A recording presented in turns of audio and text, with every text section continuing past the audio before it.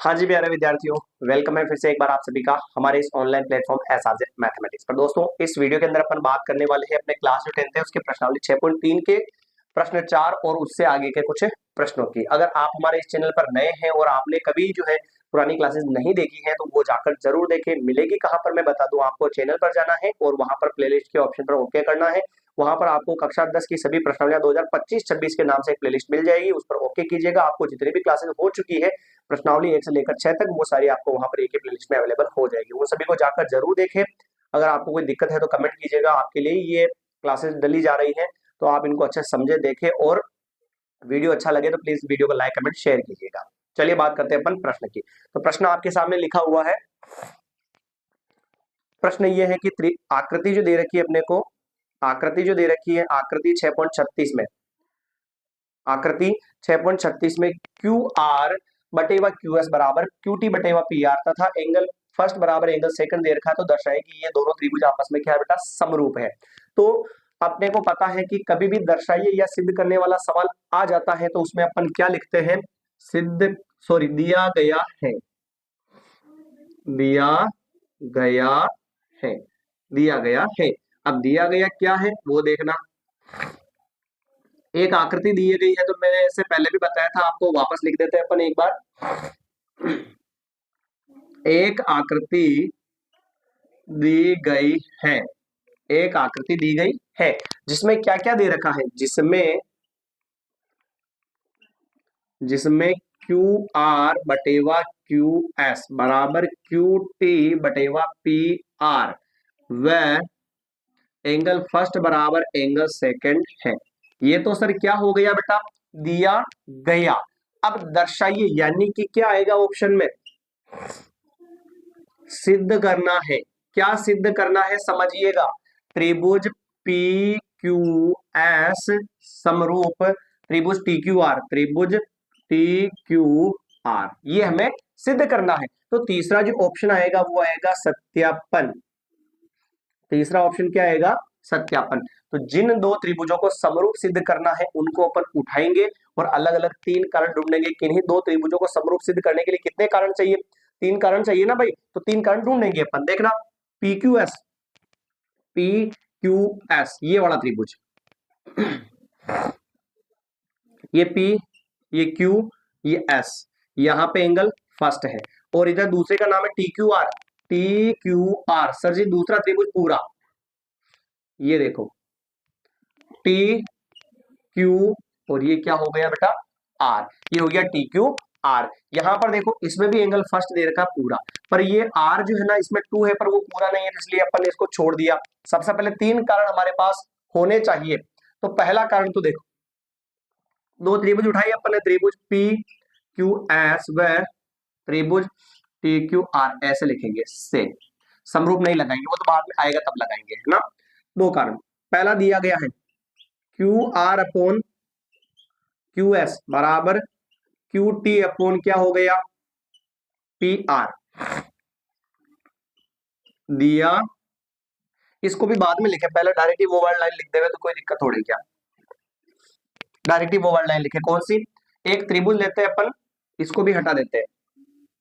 पहले angle first बराबर angle second, angle first बराबर एंगल सेकंड कौन से त्रिभुज में है, पी क्यू आर वाले त्रिभुज में है, तो हम लिखे त्रिभुज पी क्यू आर से एंगल फर्स्ट बराबर एंगल सेकंड, ऐसे। और ये क्या लिखेंगे, दिया गया, दिया गया। अब समझना ध्यान से, एंगल फर्स्ट बराबर एंगल सेकंड क्या हो गया, दिया गया। आप इस त्रिभुज में टेस्ट करो, ये रहा त्रिभुज पी क्यू आर, ऐसे। यदि किसी त्रिभुज के दो कोण बराबर हो तो उनके सम्मुख भुजाएं भी आपस में क्या होती है बेटा, बराबर होती है। सम्मुख भुजाएं, एंगल दो की सम्मुख भुजा कौन सी होगी बताओ, ये वाली। और एंगल फर्स्ट की सम्मुख भुजा कौन सी होगी बताओ, ये वाली, यही होगी ना। इसका तो कोई रोल ही नहीं ना, त्रिभुज पी क्यू आर की बात कर रहे हैं अपन, पी पी क्यू आर, जहां पर इधर तो है सेकंड और इधर क्या है फर्स्ट। यदि किसी त्रिभुज के दो कोण बराबर हो तो उनकी सम्मुख भुजाएं भी आपस में बराबर होती है। इसका मतलब ये पी क्यू जो है किसके बराबर होगा, पी आर के। तो यहाँ पे लिख देवे पी क्यू बराबर पी आर और लिखेंगे बराबर कोणों की सम्मुख भुजा क्या हो जाएगी, बराबर। बराबर कोणों की सम्मुख भुजाएं आपस में क्या हो जाएगी, बराबर हो जाएगी। इसलिए पी क्यू बराबर क्या हो गया, पी आर। आया समझ में? बराबर कोणों की सम्मुख भुजाएं बराबर, इसलिए ये वाली इसके बराबर हो गई। सर हमें तो समरूप सिद्ध करना है, हम क्या लिख रहे हैं, थोड़ा सा समझना ध्यान से। अब दिया गया यूज करते हैं, क्यू आर बटेवा क्यू एस बराबर क्यू टी बटेवा पी आर, और ये कारण क्या है, दिया गया।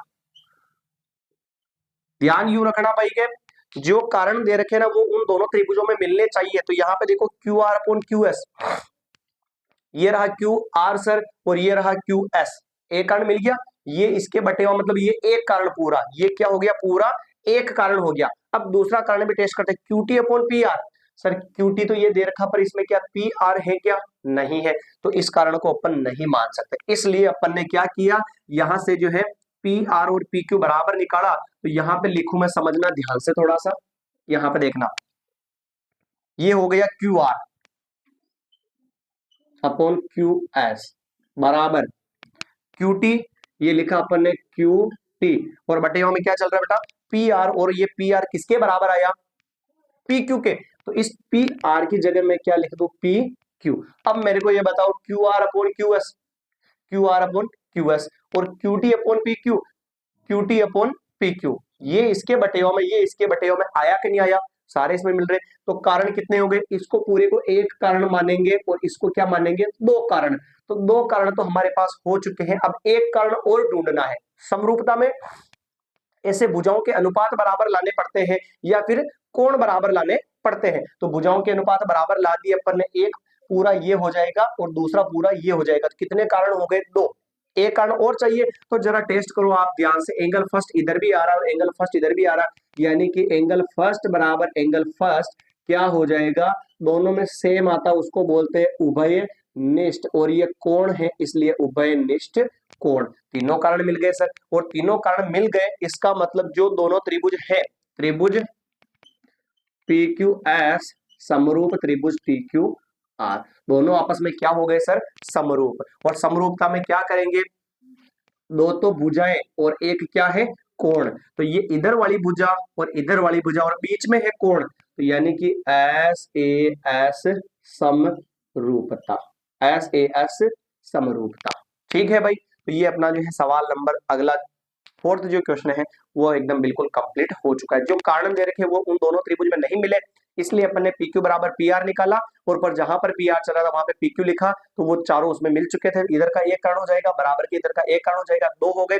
और तीसरा कारण एंगल फर्स्ट उभयनिष्ठ हो गया, तो वो भी लिख दिया अपन ने। और फिर तीनों मिल गए तो लिख दिया दोनों त्रिभुज समरूप सिद्ध करने, वो समरूप हो गए, दो भुजाओं के बीच में एक कोण, इसलिए अपन ने लिख दिया ऐसे एस समरूपता। चलिए नेक्स्ट पांचवें प्रश्न की अपन बात करते हैं, समझिएगा।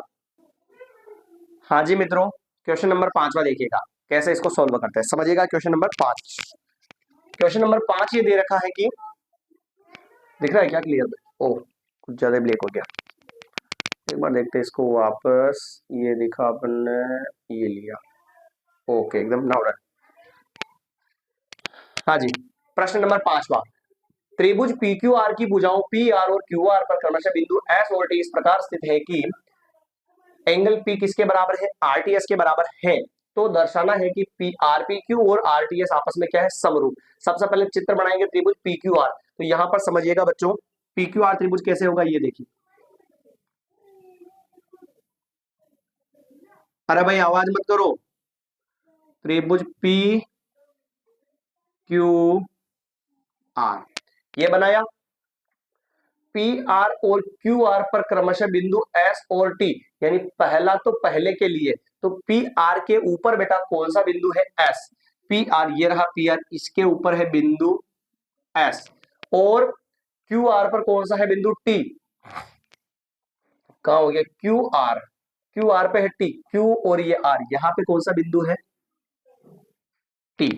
ठीक है भाई, ये बिंदु अपन ने बना लिया।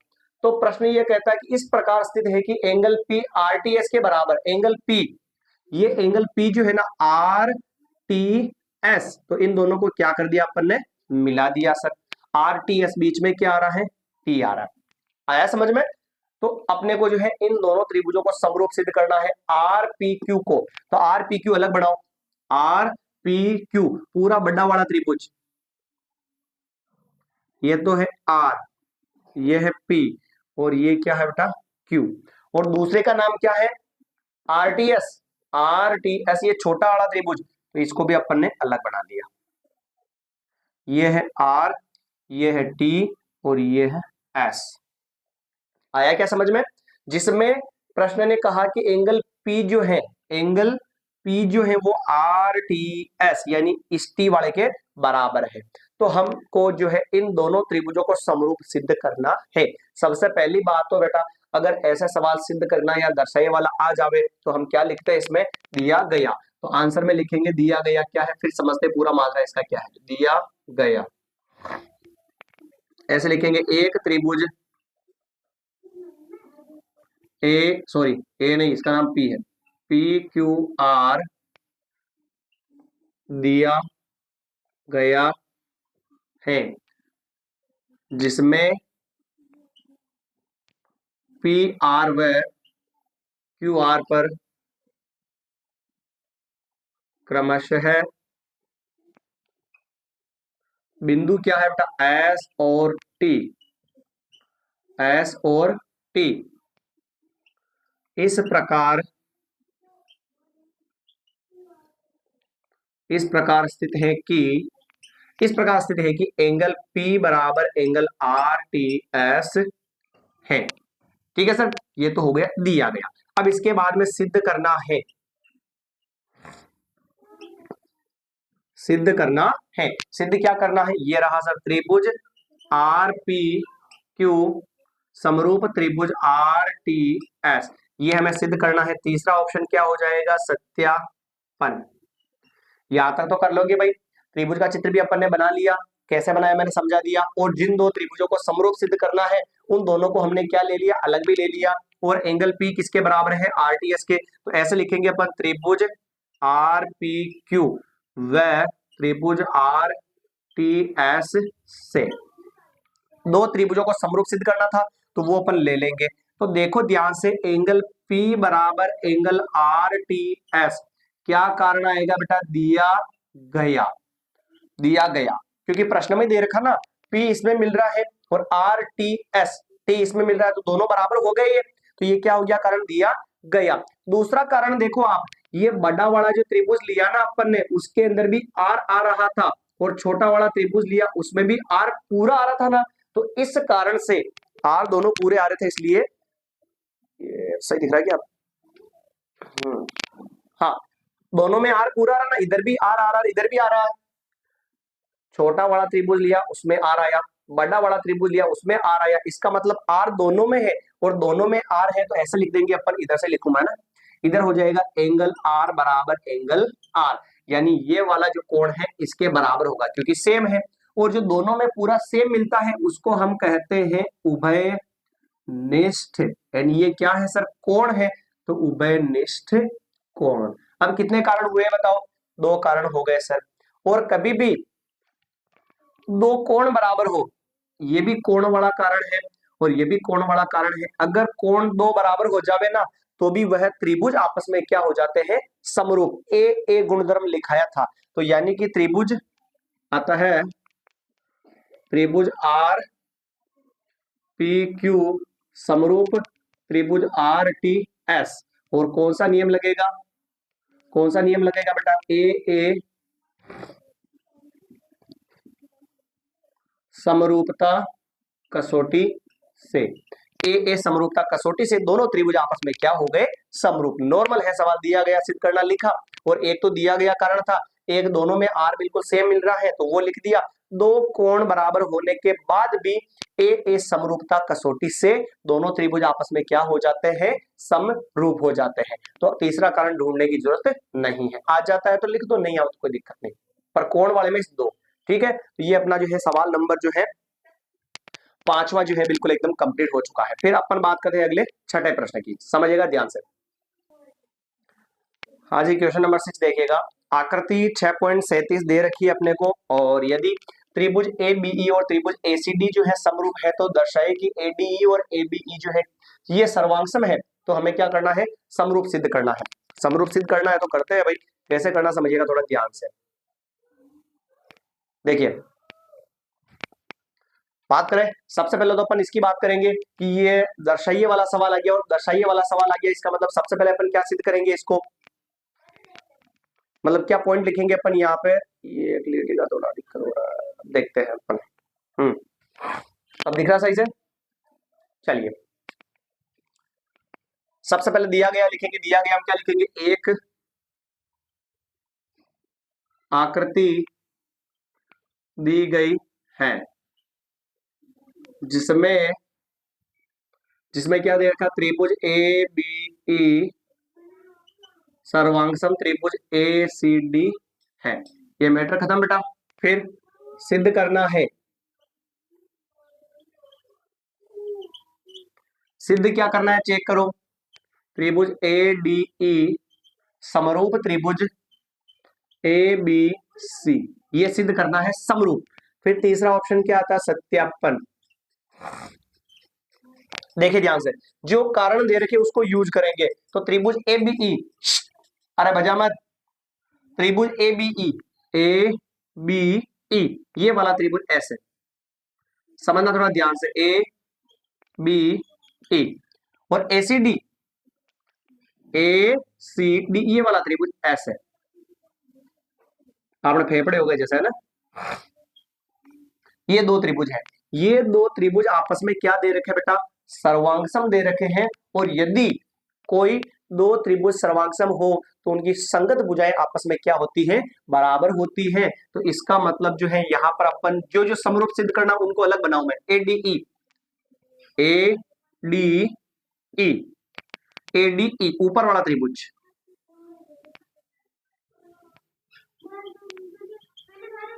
ये बनाया। दूसरा है एबीसी, ए बी सी पूरा त्रिभुज,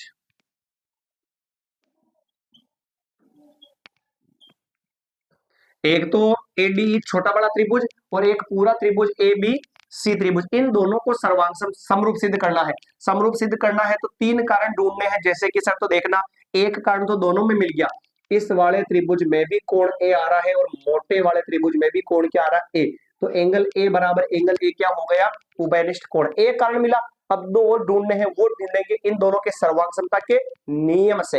कैसे ढूंढेंगे समझना, एडी एडी इसमें है क्या, है सर, और एई एई इसमें है क्या सर, है सर। चलिए और इधर इधर इधर इधर वापस, ए बी इसमें है क्या, ए बी भी है सर, एसी इसमें है क्या, एसी भी है, यानी बीई और सीडी का कोई रोल है नहीं। अब समझना, ये दोनों त्रिभुज मैंने क्यों बनाए, क्योंकि ये दोनों त्रिभुज आपस में क्या दे रखे बेटा, सर्वांगसम। और दो त्रिभुज अगर सर्वांगसम हो तो उनकी संगत भुजाएं आपस में क्या होती है, बराबर। तो मेरे को ये बताओ, ये ए बी जो है ना, ए बी की संगत भुजा कौन सी होगी, ऐसी होगी कि नहीं होगी सर, होगी। तो मैं क्या यहां पर ऐसे लिख सकता हूं, ए बी,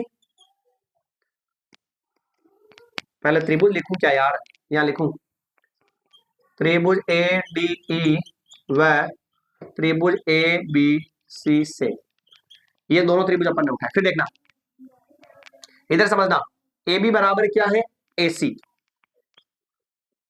ए बी बराबर क्या लिखा, एसी। क्यों सर, सीपी सीटी, ऐसा क्यों, सर्वांगसम त्रिभुजों की संगत भुजाएं आपस में क्या होती है बेटा, बराबर। तो इधर ये लंबी भुजा तो उधर भी ये लंबी भुजा हो जाएगी, ठीक है, ये दोनों बराबर हो गई। इधर इसके गुणा में कुछ नहीं है तो क्या मान लू, एक, और इंटू वाली संख्या कहाँ आ जाएगी, बटेवा में, ए बी और बटेवा में क्या आ जाएगा, ए सी, और बराबर में क्या हो गया, एक। समीकरण नंबर क्या हो गई बेटा, एक हो गई। क्लियर। फिर आगे बढ़ते हैं वापस, ये ए जो भुजा है ना, ये वाली, ये किसके बराबर होगी, इसके संगत भुजा होगी नहीं होगी, सर्वांगसम त्रिभुजों की संगत भुजाएं आपस में बराबर होती है। तो ए किसके बराबर होगी, एडी के। तो यहाँ पे लिखेंगे बेटा ए ई बराबर ए डी, और कारण क्या होगा, सीपी सीटी, सर्वांगसम त्रिभुजों की संगत भुजाएं बराबर। गुणा में कुछ नहीं है तो क्या मान लेते हैं, एक, और एडी को कहा ले आते हैं, बटेवा में। तो यहाँ पे लिखता हूं मैं, देखना, अब इसको तो मिटा ही देता है ना वैसे ही, इस चित्र की तो कोई जरूरत है नहीं, ये तो किताब में था जो अलग बना लिया अपन ने। अब देखिएगा आगे, एडी को ले आऊं बटेवा में, तो ये होगा ए ई बटेवा ए डी और फिर बराबर में 1। ये हो गया आपने समीकरण नंबर 2। मैंने यूं बताओ बेटा, इसका मान भी 1 है और उसका मान भी 1 है, दोनों का मान 1 है, तो क्या करेंगे अपन, दोनों एक एक, दोनों का मान 1 है तो अपन क्या करेंगे, दोनों को बराबर लिख देंगे। तो यहां पे तो लिखूंगा मैं ए बी बटेवा ए सी और बराबर में लिखूंगा ए ई और बटेवा में क्या लिखेंगे, ए डी। ऐसे लिख देंगे। ऐसे क्यों, क्योंकि इसका मान भी 1 है और इसका मान भी क्या है, 1 है। अगर दोनों का मान 1 है, इसका मतलब ये दोनों आपस में क्या हो जाएगी, बराबर। तो सर अपन ने दोनों को क्या लिख दिया, बराबर। यहां तक आया समझ में। अब ये कारण ढूंढो, हमारे जो समरूप सिद्ध करने थे उसमें मिले कि नहीं मिले, चेक करो। ए बी अपॉन ए सी, ये देखो ए बी और अपॉन ए सी, नहीं सर गलत है। क्यों, अगर एक भुजा ये वाली इसकी है ना, तो दूसरी भुजा बटे में किसकी होनी चाहिए, इसकी। तो चेंज कर लो, कैसे, ए बी ये बटे वाले को ये उधर, नीचे वाले को कहां भेज दो, ऊपर, ए सी। तो ये ऊपर वाला कहां आ जाएगा, नीचे, और बीच में क्या है, बराबर, और नीचे क्या चल रहा था, ए डी। अब चेक करो सर, ए बी बटेवा ए, ये तो है ए बी और ये क्या हो गया, ए, और ए सी बटेवा ए डी, ये ए सी है और ये क्या हो गया, ए डी। तो एक भुजा इसकी, एक उसके बटेवा में इसकी भुजा, एक भुजा इस त्रिभुज की, दूसरे में इसकी भुजा। तो अब इसको तो मैं क्या कर दूं, मिटा दूं, ये तो किसी काम का है नहीं, समझने के लिए लिखा अपन ने इसको। ये लीजिए सर, आया समझ में यहां तक। तो एक तो कारण ये हो गया और दूसरा कारण ये हो गया। कितने कारण हो गए बेटा, 2 कारण तो हो गए ये, और तीसरा कारण देखो, एंगल ए और एंगल ए दोनों में मिल रहा है, तो एंगल ए बराबर एंगल ए क्या होगा, उभयनिष्ठ भुजा, उभयनिष्ठ भुजा। एक कारण ये, एक कारण ये, कितने हो गए, 2, और तीसरा कारण हो गया ये। तो इस प्रकार से त्रिभुज जो है, त्रिभुज कौन सा, एडीई और समरूप त्रिभुज ए बी सी आपस में क्या हो गए, समरूप। और किस नियम से सर समरूप हुए, तो 2 तो है भुजाएं और एक क्या है, कोण, यानी कि एस ए एस समरूपता कसौटी से आपस में दोनों क्या हो चुके हैं, समरूप हो गए। मैटर यहां तक खत्म सर, कोई दिक्कत है, थोड़ा सा मुश्किल सवाल लग सकता है। पहले अपन ने क्या किया, जो 2 त्रिभुज सर्वांगसम दे रखे थे उनके हिसाब से जो बराबर था वो लिखकर इनटू वाले को बटे में भेज के 2 इक्वेशन बनाई, फिर दोनों को बराबर लिख दिया और वही भुजाएं ली जो हमारे इन दोनों त्रिभुजों में आ जावे। तो 2 कारण तो ये हो गए और एक एंगल उपनिष्ठ, इससे ये दोनों त्रिभुज आपस में क्या हो गए, समरूप। 2 भुजाएं और एक कोण, इसलिए ऐसे नियम। क्लियर। तो चलिए अपन मिलेंगे अगली नई क्लास के अंदर। सभी का धन्यवाद और जय हिंद।